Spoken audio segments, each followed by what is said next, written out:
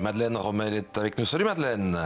Bonjour. Alors tu habites à Bruxelles aujourd'hui, tu es originaire de Bruxelles, mais tu as passé une grande partie de ton existence à Walsall. Hein? La plus importante. Celle où je me suis formée, où je me suis trouvée, développée, où j'ai grandi de l'école primaire à la fin du secondaire. Et puis où je suis encore revenue pendant très très longtemps. Est-ce qu'on n'aurait pas un petit peu des ruches et des vergers dans la famille? Ah oui, tout à fait, c'est incontournable. Le fleuron. Donc ton papa et puis ton frère aujourd'hui, c'est ça? Tout à fait, oui. Oui. On l'a vu dans les images, il y a beaucoup de photos de la Haute-Meuse et surtout des clichés qui ont été pris à une autre époque. Hein. Tout à fait. Donc en fait, tout ce qui est de la région a été fait en argentique dans les années 80. Quand je terminais mes études de photographie, qui étaient mes deuxièmes études en fait, et j'ai toujours été tellement prise par la beauté de cette région et surtout par l'âme qui l'habite que j'allais même en vélo à l'école. Et donc j'ai fait plusieurs thèmes dans la région par plaisir d'être revenue, comme j'allais aussi monter en alpinisme à Freyr, que j'ai fait du kayak, de l'aviron, de l'équitation dans la région. Enfin, donc je l'ai passé sous tous les cribles. Voilà.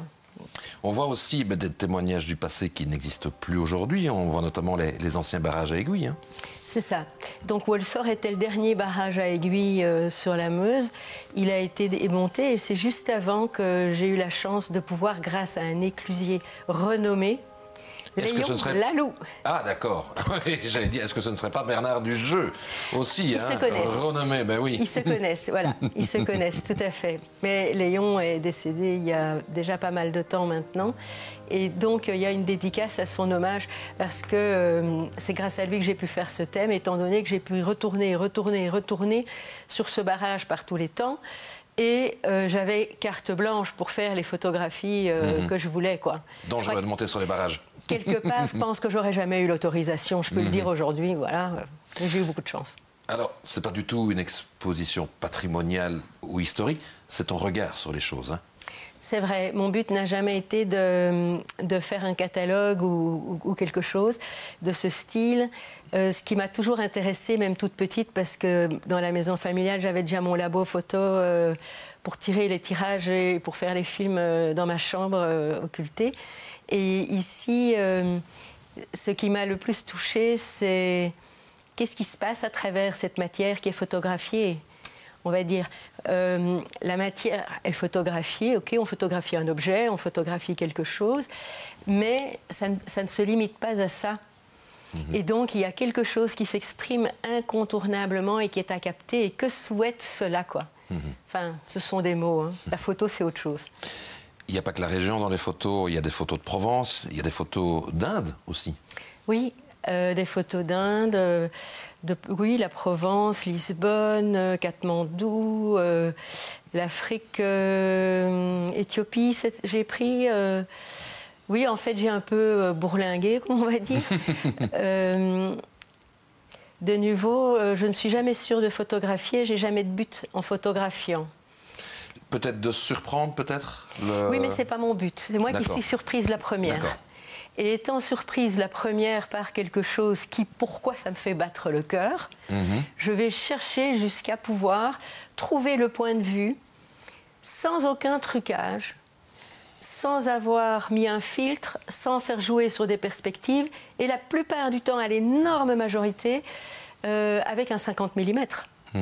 Donc, le cadrage de l'œil humain. Donc c'est à la fois une expo un peu rétrospective, avec des clichés aussi... C'est une rétrospective, oui. Plus récents. Oui. On va grosso modo quoi, de 1987 à 2023 ? Exact. C'est tout à fait ça. On a un point commun, c'est notre parcours scolaire, puisque nous sommes tous les deux passés par l'Athénée de Dinan, nous sommes tous les deux passés par l'IEX. Pas la même période. Moi, c'était à Bruxelles. Toi, j'imagine que c'était à Tournai. Oui, c'est vrai. Master en presse info, hein, donc. Oui. Et puis, tu as fait un deuxième cycle d'études en photographie à Bruxelles. Hein. Oui, à l'école de la ville de Bruxelles, parce que la photo de presse n'était pas du tout mon style. Donc, voilà, c'était pas du tout ça que je cherchais à faire, justement. Je voulais... Alors, donc, du coup, j'ai fait les chambres techniques, j'ai fait le studio, j'ai fait tout. Et puis finalement, je me suis dirigée vers cette photo d'extérieur qui jaillit au moment même où les choses se passent, qui est une sorte d'instantané quelque part, même si parfois ça m'a pris une semaine de faire une photo. Une semaine, tous les jours, retourner sur l'endroit où il y a une demi-heure de lumière horizontale sur le sujet. C'est celle qui s'appelle le pal, le poteau qui troue la mer, on va dire. Ça faisait longtemps que tu n'avais plus exposé, je pense. Oui, c'est vrai. J'ai arrêté. En fait, ma dernière expo a été faite en 99. Ça correspond avec la naissance de ma fille. Mais c'est pas ça qui m'a fait arrêter du tout. C'est juste que j'ai eu des déboires avec le numérique. Je n'ai pas... j'ai viré ma cutie, quoi. Et donc... j'ai hésité pendant très longtemps, j'ai changé 3-4 fois d'appareil photo, et puis j'ai fait une jachère, voilà, et puis j'ai recommencé à reprendre, mais je n'ai pas exposé, et j'ai continué, et puis finalement, voilà, aujourd'hui, c'est une chance de pouvoir, alors dans la ville de Dinan, de mon enfance, du fond de ma personnalité, voilà, et surtout de mes premiers amours avec la photographie. C'est au Centre culturel de Dinan jusqu'au 24 mars. Tu seras présente quoi, les mercredis après-midi? J'y serai tous les mercredis après-midi, à partir de 13h30. Et en plus, le dimanche 18 février et le samedi 2 mars aussi. Et là, il y aura des animations avec Bernard Dujeu. Voilà, ancien éclusier. Et c'est un sacré personnage. Hein. Il faut l'écouter, hein. Raconter les vieux barrages. Donc, voilà. 2 visites commentées avec Madeleine et Bernard, les dimanches 18 février et samedi 2 mars à 14h30.